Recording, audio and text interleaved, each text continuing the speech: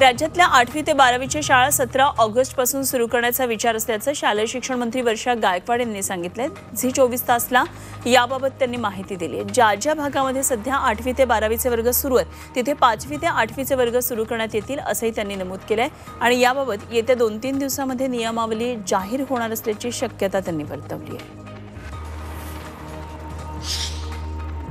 शाळा सुरू करण्याबाबत घाई नको, परिस्थिती पाहून मग निर्णय घेणं योग्य ठरेल असा सल्ला केंद्रीय आरोग्य राज्यमंत्री डॉ. भारती पवार यांनी दिला आहे। नव्या स्ट्रेनमुळे कोरोनाचा धोका कायम आहे आणि त्यामुळे शाळा सुरू करण्याबाबत वेट अँड वॉचची भूमिका घ्यावी लागेल असंही डॉ. भारती पवार यांनी म्हटलं आहे।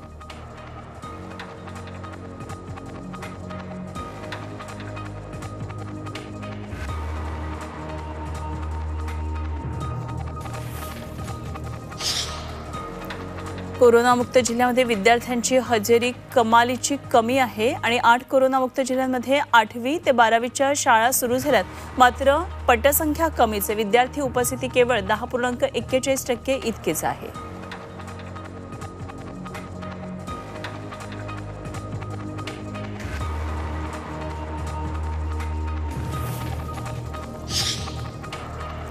तिसऱ्या लाटेच्या अनुषंगानं पूर्वतयारी म्हणून बंद असलेली जम्बो कोरोना सेंटर्स कोरोना रुग्णालय आता पुन्हा सुरू करण्याचा निर्णय मुंबई महापालिकेने घेतलाय।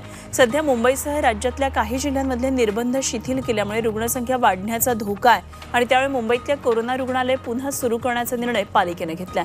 12 ऑगस्टपासून पुन्हा रुग्णालय खुली करण्यात येणार आहेत।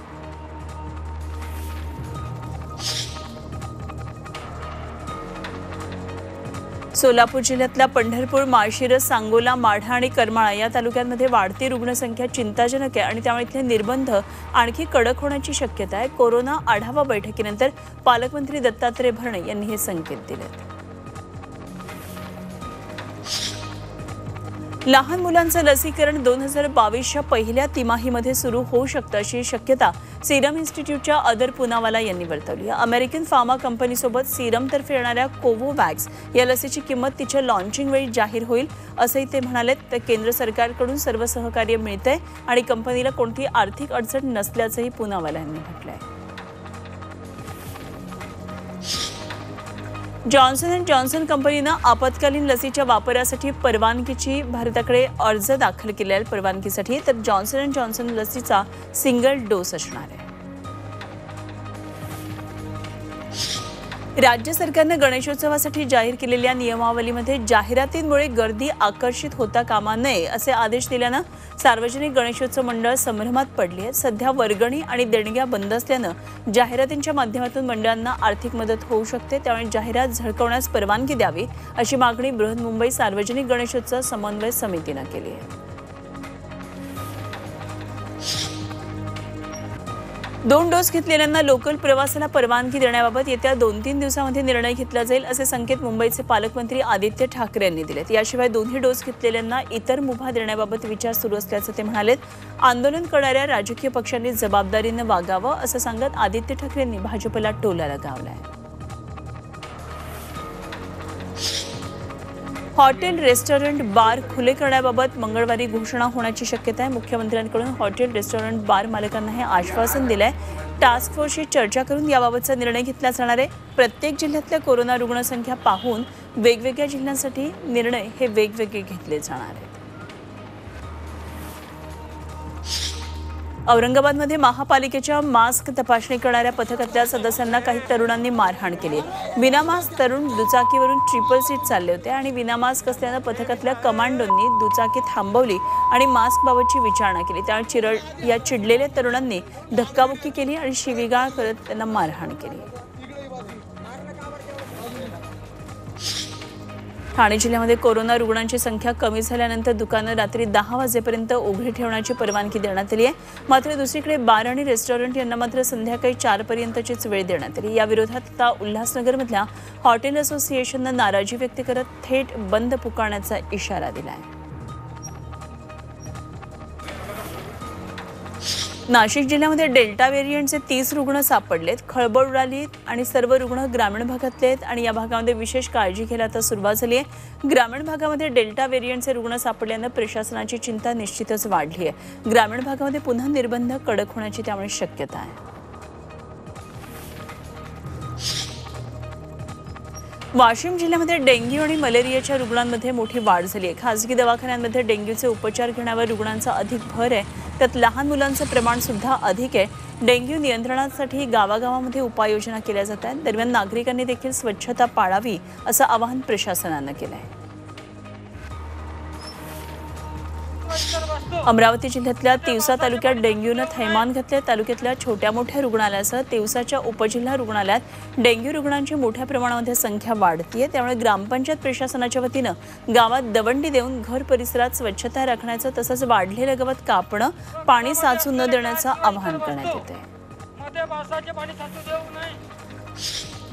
पूरस्थितीबाबत चिपळूण पालिका कोर्टात जाणार आहे। पाटबंधारे खातं आणि हवामान विभागाविरोधात दावा करणारे चिपळूण पालिकेच्या कालच्या सभेमध्ये हा निर्णय घेण्यात आलाय। चिपळूण पुराला जबाबदार धरत कोर्टामध्ये दावा करण्यात आलाय।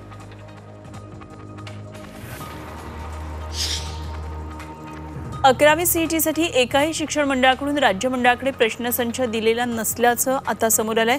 राज्यातल्या 11वीच्या प्रवेश परीक्षेसाठी एकाही केंद्रीय आणि खासगी शिक्षण मंडळाने राज्य मंडळाकडे प्रश्नसंचच दिला नाहीये। शुक्रवारी झालेल्या सुनावणी दरम्यान ही बाब निदर्शनास आली आहे। सर्व मंडळाच्या अभ्यासक्रमावर आधारित 200 प्रश्नांची यादी राज्य मंडळाला देण्याची सूचना हायकोर्टानं शिक्षण मंडळांना केली होती, पण हायकोर्टाच्या सूचनेला एकाही मंडळानं प्रतिसाद दिलेला नाहीये।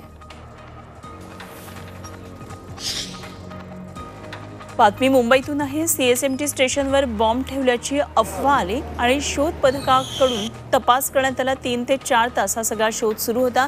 तपासामध्ये काहीही आढळलं नाही। स्क्वॉडकडून क्लिअरन्स मिळाला। बॉम्बची अफवाच असल्याचं स्पष्ट झालं। पोलिसांनी मात्र बंदोबस्त आता वाढवलाय।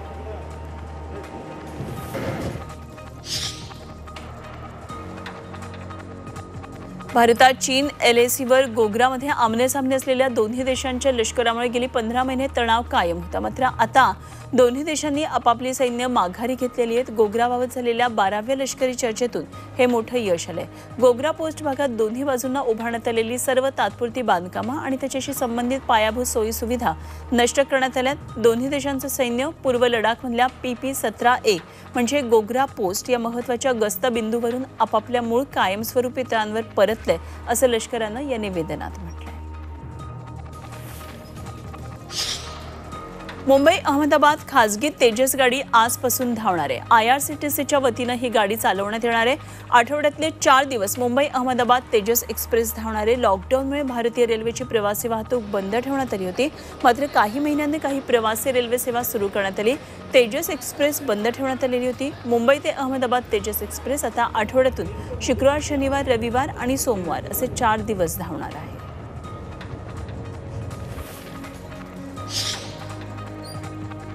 कुस्तीपटू बजरंग पुनियाकडून देशाला ब्रॉन्झच्या अपेक्षा आहेत आणि त्याचा ब्रॉन्झ पदकासाठी आज सामना होणार आहे। काल त्याचा सेमीफायनलमध्ये अझरबैजानच्या हाजी अलीफकडून पराभव झाला, त्यामुळे आता त्याचा सामना हा ब्रॉन्झ पदकासाठी असेल। बजरंगनं पहिल्या लढतीमध्ये किर्गिस्तानच्या दुसऱ्या लढतीत इराणच्या कुस्तीगीराला चितपट केलं।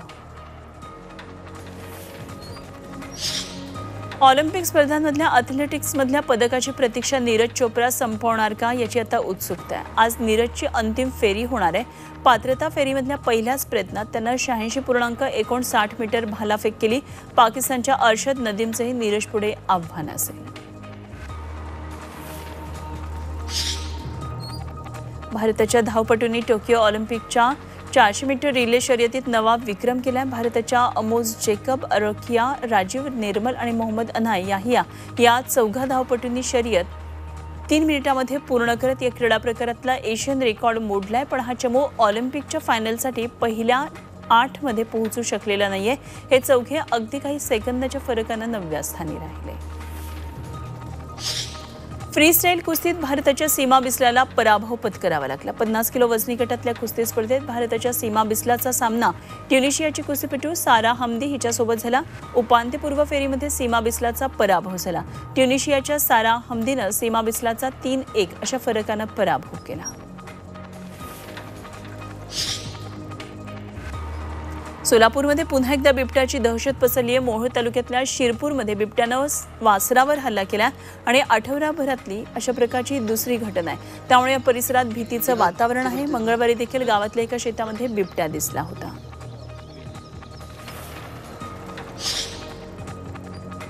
साताऱ्यामधल्या पाटणजवळच्या बोंद्री इथल्या बुरंबेश्वर मंदिराच्या मागे 9 फूट लांबीचा आणि 25 किलो वजनाचा अजगर आढळला।